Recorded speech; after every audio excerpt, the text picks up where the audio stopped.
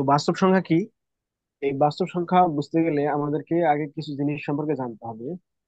এক নম্বর হচ্ছে আমাদেরকে জানতে হবে ডিজিট সংখ্যা। ডিজিট সম্পর্কে আমাদেরকে জানতে হবে যে ডিজিট কি। আমরা যদি ডিজিট না জানি তাহলে কিন্তু আমরা এই সংখ্যাগুলো বুঝতে পারবো না। এরপর হচ্ছে সংখ্যা, নাম্বার। এই বিষয়ের পার্থক্যগুলো যদি আমরা জানি তাহলে আমরা সবকিছু বুঝতে পারবো। একটা হচ্ছে যে ডিজিট, আর একটা হচ্ছে সংখ্যা। ডিজিট কি আর সংখ্যা কি? ডিজিট আর সংখ্যার মধ্যে পার্থক্য কি, এটা আগে আমাদেরকে জানতে হবে। তার আগে আমরা ছোট্ট করে কয়েকটা জিনিস শিখে নেই। এক নম্বর হচ্ছে যে গণিত কাকে বলে আর কি।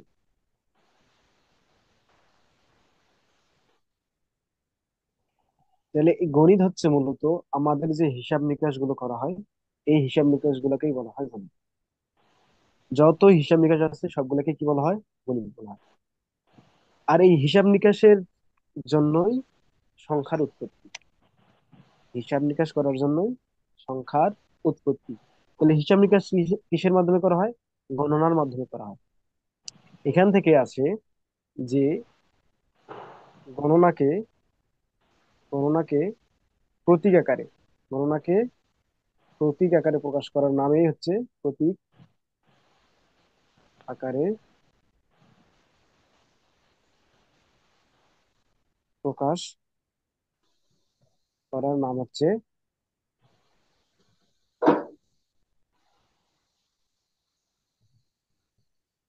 অঙ্ক। গণনাকে প্রতীক আকারে প্রকাশ করার নামই হচ্ছে অঙ্ক। অর্থাৎ আমরা বলি যে 1 2 3 4 5 6, এগুলো হচ্ছে আমাদের গণনা। এগুলোকে যখন আমরা 0 1 2 3 এরকম করে আমরা প্রকাশ করতেছি, এগুলোর নামই হচ্ছে অঙ্ক। এটাকে আরেকটা ভাবে বলা যায়, সেটা হচ্ছে যে আমরা যে গণনা করে থাকি, এই গণনাটা যে প্রতীক আকারে প্রকাশ করা হচ্ছে, এই প্রতীক আকারে প্রকাশ করার জন্য যে পদ্ধতিটা আমরা ব্যবহার করি সেটাকে বলা হয় সংখ্যা পদ্ধতি। গণনাকে প্রতীক আকারে প্রকাশ করার পদ্ধতিকে, মানে পদ্ধতিটাকে বলা হচ্ছে সংখ্যা পদ্ধতি। সংখ্যা পদ্ধতি। তাহলে গণনাকে প্রতীক আকারে প্রকাশ করার পদ্ধতিকে বলা হচ্ছে সংখ্যা পদ্ধতি। আর এই সংখ্যা পদ্ধতি হয় দুই ধরনের। সংখ্যা পদ্ধতি হয় দুই ধরনের। একটা হচ্ছে স্থানয়িক, স্থানয়িক। আর একটা হচ্ছে অস্থানয়িক। একটা হচ্ছে স্থানয়িক আর একটা হচ্ছে অস্থানয়িক। স্থানয়িক কি? যার স্থানীয় মান আছে, যার স্থানীয় মান আছে তাকে বলা হয় স্থানয়িক। আর যার স্থানীয় মান নাই তাকে বলা হয় অস্থানয়িক। যদি আমরা এখানে একটু দেখি যে স্থানয়িকটা কি।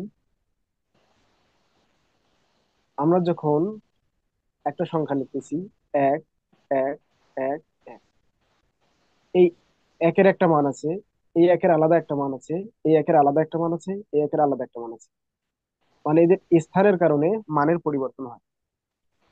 একের নিজস্ব মান হচ্ছে একই, কিন্তু এর জায়গাটা প্রথমে থাকার কারণে এখানে এক ধরে নেওয়া হলো নিজস্ব মান। পরবর্তীতে এর দ্বিতীয় নম্বরের জায়গাটা হওয়ার কারণে এর মান আর এক নাই, এর মান 10 গুণ বৃদ্ধি পেয়ে গেছে। আবার এই একটাই যখন এখানে চলে আসলো 3 নম্বরে, তখন এর মানটা আরো 10 গুণ বৃদ্ধি পেয়ে গেছে। টোটাল 10 × 10, 100 গুণ মান বৃদ্ধি পেয়ে গেছে। আবার যখন এখানে চলে আসছে তখন এর চেয়ে আরো 10 গুণ বৃদ্ধি পেয়েছে। টোটাল 1000 গুণ মান বৃদ্ধি পেয়ে গেছে। অর্থাৎ সংখ্যা একই বা অঙ্ক একই হওয়ার পরেও স্থানের কারণে তাদের মানের পরিবর্তন হয়। যে সংখ্যা পদ্ধতিতে স্থানের কারণে মানের পরিবর্তন হয় তাকে বলা হয় স্থানীয় স্থানয়িক সংখ্যা পদ্ধতি বা পজিশনাল সংখ্যা পদ্ধতি। পজিশনাল সংখ্যা পদ্ধতি বলা হয়, নাম্বার সিস্টেম বলা হয়। আর আমরা নন পজিশনাল বা অস্থায়িক যে সংখ্যা পদ্ধতি সেটা বলতে বুঝি আমরা রোমান সংখ্যা ব্যবহার করে থাকি, যে 1, 2, 3, এই যে সংখ্যাগুলো আমরা ব্যবহার করি, এদের কিন্তু স্থানের কোনো মান নাই, এদের স্থানের কোনো মান নাই। মান নাই। তো এই যে সকল ও, সংখ্যার স্থানের কোনো মান নাই, সেগুলোকে বলা হয় নন পজিশনাল নাম্বার সিস্টেম বা অস্থায়িক সংখ্যা পদ্ধতি। তাহলে সংখ্যা পদ্ধতি আমরা বুঝলাম যে প্রতীককে যখন আমরা যে পদ্ধতিতে সংখ্যায় লিখবো সেটাকে বলা হচ্ছে সংখ্যা পদ্ধতি, অর্থাৎ গণনাকে যখন আমরা প্রতীক আকারে যে পদ্ধতিতে লিখতেছি সেই পদ্ধতিটাকে বলা হচ্ছে সংখ্যা পদ্ধতি।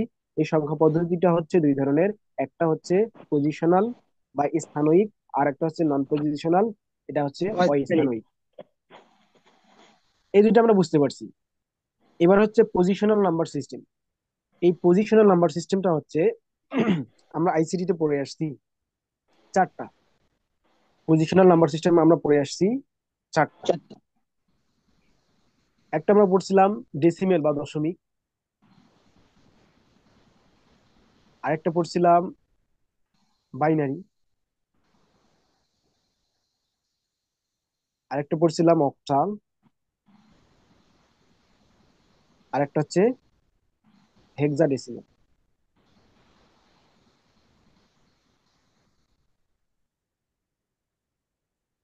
এই চারটা আমরা পজিশনাল বা স্থানয়িক সংখ্যা পদ্ধতি জানি, যাদের স্থানীয় মান আছে। আমরা ব্যবহার করি দশমিক, আমাদের আলোচ্য বিষয় হচ্ছে দশমিক, কিন্তু প্রাসঙ্গিক হওয়ার কারণে আমি এটারও একটু আলোচনা করে দিচ্ছি যে দশমিক সংখ্যা পদ্ধতিতে নাম্বার ব্যবহার করা হয় বা ডিজিট ব্যবহার করা হয় 0 থেকে 9 পর্যন্ত, মোট 10টি। তাহলে কোন সংখ্যা পদ্ধতিতে যে মৌলিক সংখ্যাগুলো ব্যবহার করা হয় মোট, ওই সংখ্যাগুলো যার উপর ভিত্তি করে বাকি সংখ্যাগুলো তৈরি করা হয়, সেটাকেই বলা হয় ওই সংখ্যার ভিত্তি। আর এই ভিত্তিটাকে বলা হয় ডিজিট। যেহেতু আমরা দশমিক সংখ্যা পদ্ধতিতে দশমিক সংখ্যা পদ্ধতি নিয়ে আলোচনা করতেছি, তাহলে দশমিক সংখ্যা পদ্ধতিতে অন্যান্য সংখ্যা বানানো হয় মোট 10টা ডিজিট দিয়ে, 0 থেকে 9 পর্যন্ত। এই 0 থেকে 9 পর্যন্ত মোট 10টা যে অঙ্ক আছে বা 10টা যে প্রতীক আছে, এই 10টা প্রতীককেই বলা হয় মূলত ডিজিট।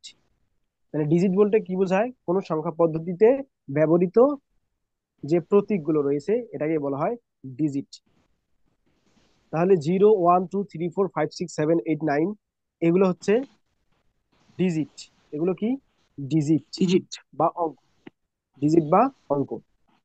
তাহলে এখন যদি আমি প্রশ্ন করি যে 0, 7, 0, 7, এখন এটা নাম্বার না ডিজিট?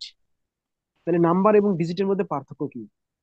মনে রাখতে হবে যে 0 থেকে 9 পর্যন্ত এরা প্রত্যেকটা অঙ্ক, আবার নাম্বারও, এরা সংখ্যা এবং অঙ্ক দুটাই, ডিজিট এবং অঙ্ক দুটাই। তবে একটু পার্থক্য কেউ কেউ করতে চেয়েছেন এভাবে, যখন ডিজিট লেখা হয় তখন সরাসরি ডিজিট লেখা হয় 1, 2, 3 এরকম করে। আর যদি শূন্য দেওয়া হয় বাম দিকে, তাহলে 0, 7 আমি এখানে দিয়েছি, অথবা 0, 1 দিলাম, 0, 2 দিলাম, তখন এগুলো দ্বারা নাম্বার বোঝানো হয়। এছাড়া 10, 11, 12 এরা প্রত্যেকটাই হচ্ছে নাম্বার। এখন যদি আমি আরেকটা প্রশ্ন করি, আরেকটা প্রশ্ন এভাবে করতেছি যে 1, 2, 0, 5, 2 এটা কি নাম্বার না ডিজিট? পুরোটাই, পুরোটাই এটা কি নাম্বার নাকি ডিজিট? এটা পুরোটাই হচ্ছে একটা নাম্বার, পুরোটাই একটা নাম্বার। আর এখানে ডিজিট রয়েছে, প্রত্যেকটা একটা ডিজিট। 2 একটা ডিজিট, 5 একটা ডিজিট, 0 একটা ডিজিট, আবার এই 2 একটা ডিজিট, 1 একটা ডিজিট। তাহলে পুরোটা মিলেই হলো নাম্বার, আর প্রত্যেকটাই আলাদা আলাদা ভাবে এক একটা ডিজিট। তাহলে এখানে হচ্ছে 12,052, আর এখানে ডিজিট রয়েছে 5টা। তাহলে ডিজিট আর সংখ্যার মধ্যে আমরা পার্থক্য বুঝতে পেরেছি।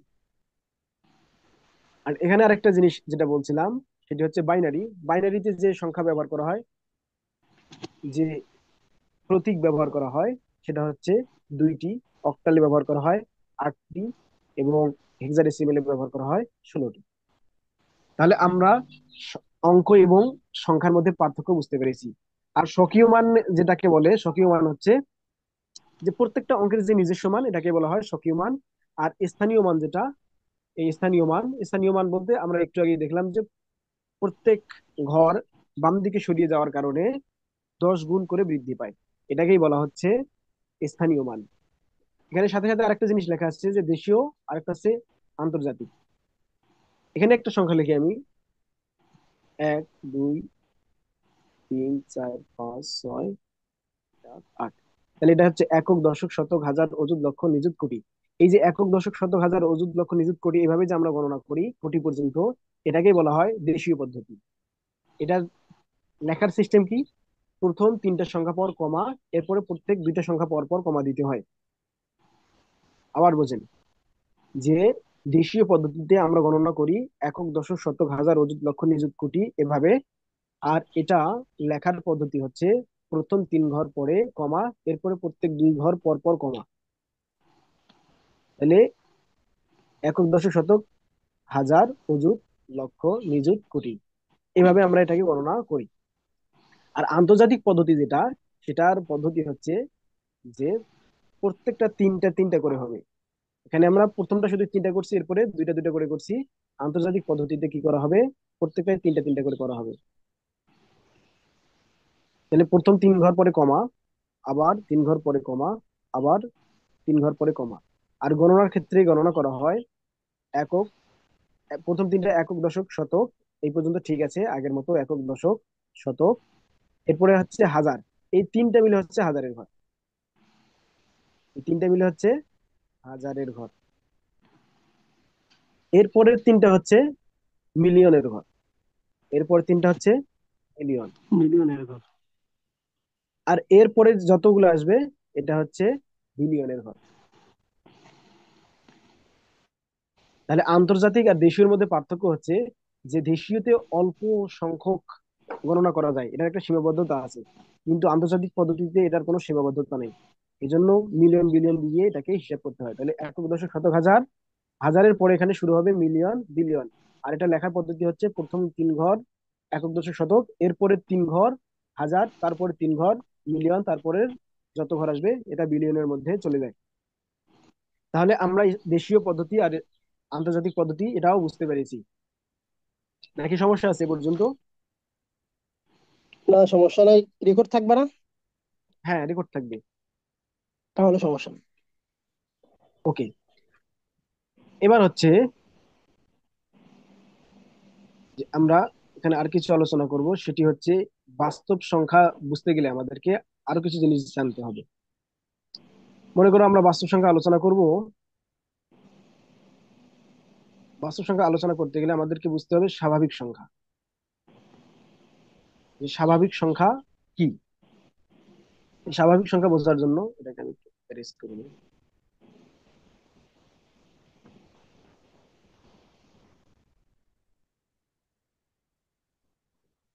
বাস্তব সংখ্যা বুঝতে গেলে আমাদেরকে বুঝতে হবে স্বাভাবিক সংখ্যা। তো বাস্তব সংখ্যার প্রথমে আমি একটা সংজ্ঞা বলে দিই। মনে রাখতে হবে যে বাস্তব সংখ্যা বলা হয় সকল মূলদ ও অমূলদ সংখ্যাকে বাস্তব সংখ্যা বলে। সকল মূলদ প্লাস অমূলদ, সকল মূলদ ও অমূলদ সংখ্যাকে বাস্তব সংখ্যা বলে। এখন তাহলে বুঝতে হবে যে মূলদ কি আর অমূলদ কি, মূলদ কি আর অমূলদ কি। সকল মূলদ ও অমূলদ সংখ্যাকে বাস্তব সংখ্যা বলে, তাহলে এখন আমাদের মূলদ কি আর অমূলদ কি এটা জানা প্রয়োজন। তাহলে মূলদ অমূলদ বুঝতে গেলে এখানে আমাদের আরেকটা জিনিসকে বুঝতে হবে, সেটা হচ্ছে যে যে সংখ্যাকে ভগ্নাংশ আকারে প্রকাশ করা যায়, পি ভাগ কিউ আকারে প্রকাশ করা যায়, এবং এরা পরস্পর সহমৌলিক। যে সংখ্যাকে পি ভাগ কিউ আকারে প্রকাশ করা যায় এবং পরস্পর সহমৌলিক, তাদেরকে বলা হয় মূলদ সংখ্যা। কি বলা, কি সংখ্যা? মূলদ সংখ্যা। মূলত। তাহলে যে সংখ্যাকে পি ভাগ কিউ আকারে প্রকাশ করা যায় তাকে বলা হয় মূলদ সংখ্যা। আর যে সংখ্যাকে পি ভাগ কিউ আকারে প্রকাশ করা যায় না, মানে ভগ্নাংশ আকারে প্রকাশ করা যায় না, তাকে বলা হয় অমূলদ সংখ্যা। যে সংখ্যাকে ভগ্নাংশ আকারে প্রকাশ করা যায় তাকে বলা হয় মূলদ সংখ্যা, আর যে সংখ্যাকে ভগ্নাংশ আকারে প্রকাশ করা যায় না তাকে বলা হয় অমূলদ সংখ্যা। এখান থেকে আমরা কিছুটা বুঝতে পারলেও আরো কিছু আমাদের কনফিউশন রয়ে গেছে, সেটা আমরা একটু দেখব। এটার জন্য আমরা এখানে দেখতেছি যে মূলদ সংখ্যা যেটা,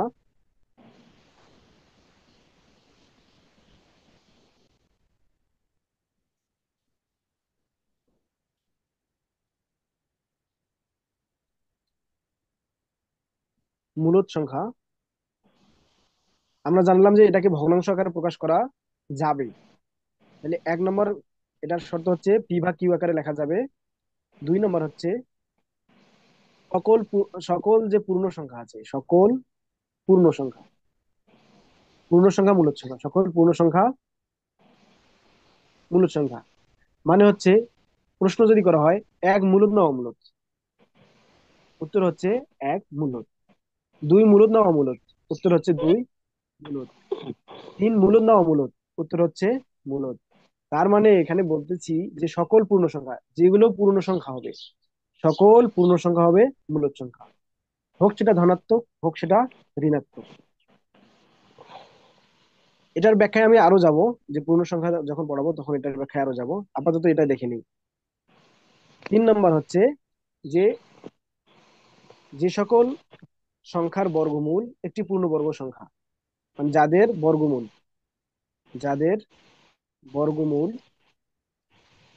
একটি পূর্ণ সংখ্যা হবে, একটি পূর্ণ সংখ্যা,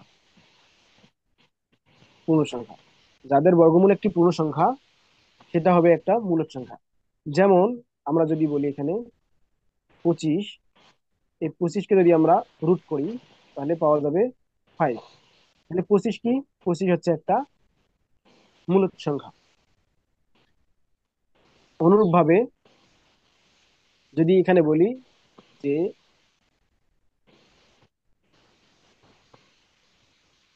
144, এটাকে যদি রুট করি তাহলে 144 হচ্ছে একটা মূলদ সংখ্যা, কেননা এটাকে রুট করলে পাওয়া যায় 12। তাহলে যেহেতু একটা পূর্ণ সংখ্যা পাওয়া যাচ্ছে, এই জন্য এটাকে বলা হচ্ছে মূলদ সংখ্যা। তাহলে এখানে যে 3টে ক্যাটাগরি বললাম, একটা হচ্ছে যেটাকে ভগ্নাংশ আকারে প্রকাশ করা যাবে, দ্বিতীয়টা হচ্ছে সকল পূর্ণ সংখ্যা, মানে সকল পূর্ণ সংখ্যা বলতে যেগুলো সংখ্যা দশমিকে নাই। আবার যে সকল সংখ্যার বর্গমূল একটি পূর্ণ বর্গ সংখ্যা, একটি পূর্ণ সংখ্যা হবে, সেটা হচ্ছে মূলদ সংখ্যা। 4 নম্বর হচ্ছে যে অসীম অনাবৃত, অসীম অনাবৃত ব্যতীত সকল দশমিক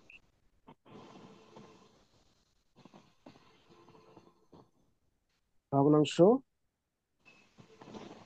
হলো মূলদ সংখ্যা। এখানে বুঝেন, এখানে বলছি যে অসীম অনাবৃত। তাহলে অসীম অনাবৃত কি?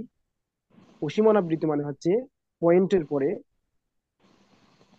যে পয়েন্টের পরে সংখ্যাগুলো এলোমেলো ভাবে আসতেই থাকে। কথা শুনে জানা তো।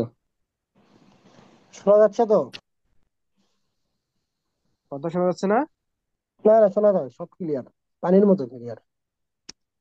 ওকে, নেটওয়ার্কের সমস্যা থাকতে পারে। আবার কথা বলতেছি, আসে না, কথা কথা শুনে যায় না। কথা তো অন্যজন শুনতে পাচ্ছে, নেটওয়ার্ক তুমি চেক করো একটু, না হলে বের হয়ে আবার ইয়া করো, জুম থেকে বের হয়ে আবার তুমি জুমে প্রবেশ করো।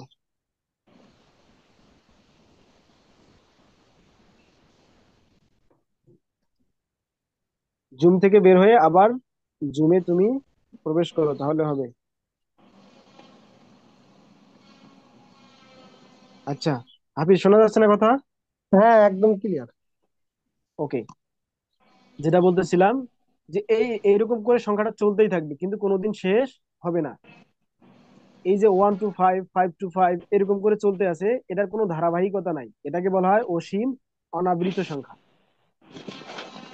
যেমন আমরা রুট থ্রির একটা মান জানি, রুট থ্রির একটা মান কি জানি, যে 1.732, আপনার ডট ডট ডট এরকম করে চলতেই থাকে। তাহলে এই যে সংখ্যাটা, এটাকে বলা হয় অসীম অনাবৃত সংখ্যা, অসীম অনাবৃত সংখ্যা। তাহলে এই সংখ্যা বাদ দিয়ে যদি অন্য ধরনের দশমিক সংখ্যা হয়, দশমিক সংখ্যার যখন আমরা প্রকারভেদে যাব তখন আমরা বুঝতে পারবো। তাহলে এই যে সংখ্যাগুলো, এটাই হবে অমূলদ সংখ্যা। আর এই দুই ধরনের সংখ্যা বাদ দিয়ে, এই যে রুটের মান যেটা দিলাম আর এটা যেটা দিচ্ছি, এই দুইটা বাদ দিয়ে যত সংখ্যা থাকবে এই সবগুলোই হবে মূলদ সংখ্যা। তাহলে মূলদ অমূলদের বিষয়টা এখানে, মূলদ তো আমি দেখালাম, এখন অমূলদটা বুঝালে বাকিটা বুঝতে পারবেন পার্থক্যটা কি আসতেছে। তাহলে আগের যে আমি চারটা নিয়ম দিয়েছি, চারটা নিয়মের ব্যতিক্রম হবে। এক নাম্বার হচ্ছে অমূলদ সংখ্যার ক্ষেত্রে, অমূলদ সংখ্যার ক্ষেত্রে প্রথম যেটা, সেটা হচ্ছে যে পি ভাগ কিউ আকারে প্রকাশ করা যাবে না। পি ভাগ কিউ আকারে প্রকাশ করা যাবে না, মানে ভগ্নাংশ আকারে প্রকাশ করা যাবে না। এরপরে হচ্ছে যে সকল সংখ্যা অসীম অনাবৃত হবে, অসীম অনাবৃত হবে, অসীম অনাবৃত। এরপরে হচ্ছে যে সকল সংখ্যার বর্গমূল একটি পূর্ণবর্গ সংখ্যা নয়। যেমন রুট টু, রুট টু এর বর্গমূল একটা পূর্ণবর্গ সংখ্যা নয়। 1.4142 এরকম করে সংখ্যা আছে। তাহলে যে সকল সংখ্যাকে রুট করলে, যে সকল মৌলিক সংখ্যাকে রুট করলে, বা যে সকল সংখ্যাকে রুট করলে একটা পূর্ণবর্গ সংখ্যা পাওয়া যায় না, তখন তাকে বলা হয় অমূলদ সংখ্যা। তখন তাকে কি বলা হয়? অমূলদ সংখ্যা। এখন যদি আমরা স্ক্রিনে দেখতে চাই তাহলে এটা বুঝতে পারবো।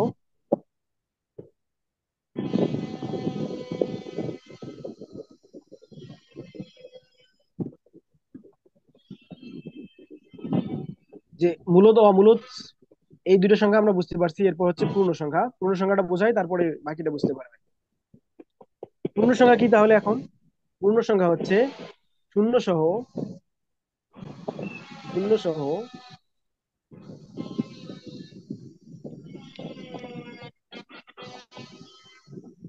শূন্য সহ সকল ধনাত্মক, শূন্য সহ সকল ধনাত্মক ও ঋণাত্মক, শূন্য সহ সকল ধনাত্মক ও ঋণাত্মক সংখ্যাকে, সংখ্যাকে পূর্ণ সংখ্যা বলে, পূর্ণ সংখ্যা বলে। দেখেন, শূন্য সহ সকল ধনাত্মক ঋণাত্মক, শূন্য, শূন্যের চেয়ে বড় হচ্ছে 1, +1, +2, +3 এরকম করে চলতে থাকবে। আর ছোট হচ্ছে -1, -2, -3, -4 এরকম করে এদিকে চলতে থাকবে। তাহলে শূন্যের চেয়ে ছোট সংখ্যাকে বলা হয় ঋণাত্মক সংখ্যা, শূন্যের চেয়ে বড় সংখ্যাকে বলা হয় ধনাত্মক সংখ্যা। এই ঋণাত্মক এবং ধনাত্মক সেই সাথে শূন্য, শূন্য সহ সকল ধনাত্মক ও ঋণাত্মক সংখ্যাকে বলা হয় পূর্ণ সংখ্যা। শূন্য সহ সকল ধনাত্মক ও ঋণাত্মক সংখ্যাকে বলা হয় ঋণাত্মক অখণ্ড সংখ্যাকে। এখানে আরেকটা যুক্ত করতে পারেন, অখণ্ড, মানে যেগুলো ভগ্নাংশ আকারে নয়। শূন্য সহ সকল ধনাত্মক ও ঋণাত্মক অখণ্ড সংখ্যা সমূহকে পূর্ণ সংখ্যা বলা হয়। তাহলে এই পূর্ণ সংখ্যার মধ্যে কি আছে? ধনাত্মক আছে, ঋণাত্মক আছে। শূন্যের চেয়ে ছোট হলে ঋণাত্মক, শূন্যের চেয়ে বড় হলে ধনাত্মক। তাহলে শূন্যের চেয়ে ছোট সংখ্যাকে ঋণাত্মক বলতেছে, বড় সংখ্যাকে ধনাত্মক বলতেছে। এই সকল সংখ্যাকে একসাথে নিয়েই বলা হচ্ছে মূলদ সংখ্যা। বুঝতে পারছেন কিনা?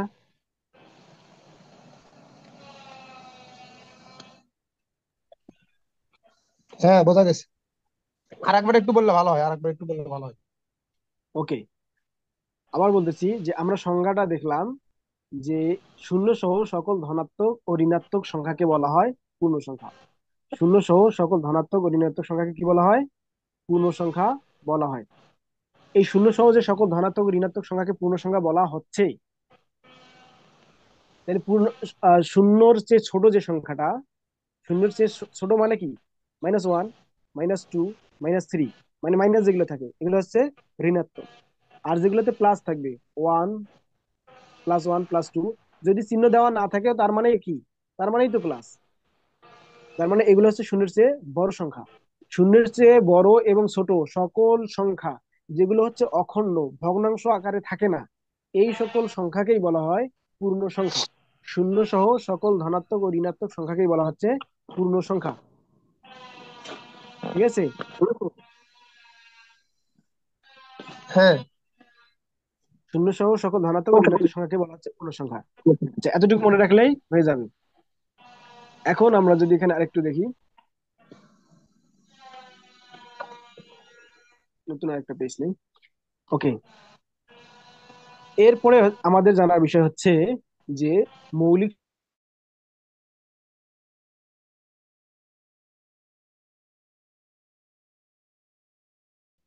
মৌলিক সংখ্যা এবং যৌগিক সংখ্যা বুঝলে আমরা বাকিগুলো বুঝতে পারবো। দেখেন মৌলিক সংখ্যা কি। মৌলিক সংখ্যা হচ্ছে, আচ্ছা আমাদের টাইম মনে হয় শেষের দিকে হয়ে যাচ্ছে, হ্যাঁ 4 মিনিট আছে। যদি শেষ হয়ে যায়, লিংক বন্ধ হয়ে যায়, আবার ওই লিংকে ক্লিক করলেই জুমে অ্যাটেন্ড হওয়া যাবে। ঠিক আছে, এটা আগেই বলে রাখলাম। ওকে, এখন যেটা বলতেছিলাম যে মৌলিক সংখ্যা। মৌলিক সংখ্যা হচ্ছে, মৌলিক সংখ্যা মৌলিক সংখ্যা হচ্ছে যে একের চেয়ে বড়, একের চেয়ে বড়, একের চেয়ে বড় যে সকল সংখ্যাকে ওই সংখ্যা, মানে সংখ্যা নিজেই এবং এক, ওই সংখ্যা নিজেই এবং এক ব্যতীত অন্য কোনো সংখ্যা দিয়ে ভাগ করা যায় না। আবার বোঝেন কথাটা, যে সকল সংখ্যাকে, যে সকল সংখ্যা, প্রথম নাম্বার শর্ত হচ্ছে একের চেয়ে বড় হতে হবে, একের চেয়ে বড় হতে হবে। একের চেয়ে বড় মানে কি, 2 3 4 5 6 7 8 এগুলো। কিন্তু একের চেয়ে যদি ছোট হয় তাহলে সেগুলোকে আর মৌলিক অমৌলিক হিসাব করব না আমরা। একের চেয়ে বড় হতে হবে, একের চেয়ে বড় ওই সংখ্যাটাকে ওই সংখ্যা ব্যতীত এবং এক ছাড়া অন্য কোনো সংখ্যা দিয়ে ভাগ করা যায় না। যদি আমি লিখি সংখ্যাটা তাহলে কিরকম আসে, যে যে সকল সংখ্যা একের চেয়ে বড়, একের চেয়ে বড় এবং এক এবং ওই সংখ্যা ব্যতীত, ওই সংখ্যা ব্যতীত অন্য কোনো সংখ্যা দিয়ে,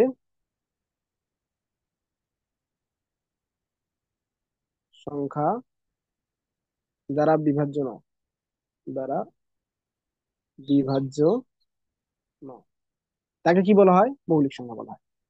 তাহলে যে সংখ্যা একের চেয়ে বড় হবে এবং ওই সংখ্যাকে এক এবং সেই সংখ্যা নিজেই ছাড়া অন্য কোনো সংখ্যা দিয়ে বিভাজ্য হবে না, ভাগ করা যাবে না, তাকেই বলা হয় মৌলিক সংখ্যা। যেমন আমরা উদাহরণ যদি দেখি, প্রথমেই চলে আসি 2 কে। তাহলে 2 একের চেয়ে বড়, প্রথম নাম্বার শর্ত মিললো। এরপর হচ্ছে 2 কে কি অন্য কোনো সংখ্যা দিয়ে ভাগ করা যায়? 2 কে ভাগ করা যায় শুধু 2 দিয়ে আর 1 দিয়ে। এটা ছাড়া আর কোনো সংখ্যা দিয়ে ভাগ করা যাচ্ছে? এটা ছাড়া আর কোনো সংখ্যা দিয়ে ভাগ করা যাচ্ছে না। এটা ছাড়া আর কোনো সংখ্যা দিয়ে ভাগ করে না যাওয়ার কারণে দুই একটা মূলক সংখ্যা, সরি দুই একটা মৌলিক সংখ্যা। আবার 2 এর পরে কত আছে, 3 আছে। 2 এর পরে কি আছে, 3 আছে। এই তিনটা একের চেয়ে বড় এবং 3 কে অন্য কোনো সংখ্যা দিয়ে ভাগ করা যায় না, এই জন্য 3 হচ্ছে একটা মৌলিক সংখ্যা। 4 কে, 4 কে 2 দিয়ে ভাগ করা যায়, এই জন্য এটা হচ্ছে যৌগিক সংখ্যা। 5 কে কোনো সংখ্যা দিয়ে ভাগ করা যাচ্ছে না, তাহলে এটা হচ্ছে মৌলিক সংখ্যা। 6 কে ভাগ করা যায়, এটা হচ্ছে অমৌলিক সংখ্যা বা যৌগিক সংখ্যা। 7 কে ভাগ করা যায় না, এই জন্য এটা হচ্ছে মৌলিক সংখ্যা। 9 কে ভাগ করা যায়, এই জন্য এটা হচ্ছে যৌগিক সংখ্যা। তাহলে আমরা 1 থেকে যদি 10-এর মধ্যে দেখি, 1 থেকে 10-এর মধ্যে মৌলিক সংখ্যা কয়টা হচ্ছে? 1 থেকে 10-এর মধ্যে মৌলিক সংখ্যা হচ্ছে 4টা। 2 3 5 7, 2 3 5 7, এটা হচ্ছে মৌলিক সংখ্যা। ঠিক আছে, আমাদের জুম মিটিং শেষের দিকে। আর নতুন লিঙ্ক দেওয়া হবে, নতুন লিঙ্ক ওটাই, এখান থেকে জাস্ট লিঙ্ক নিয়ে ওই লিঙ্কে আবার ক্লিক করলেই হয়ে যাবে। ঠিক আছে, নতুন লিঙ্কে ক্লিক করে অ্যাটেন্ড করেন।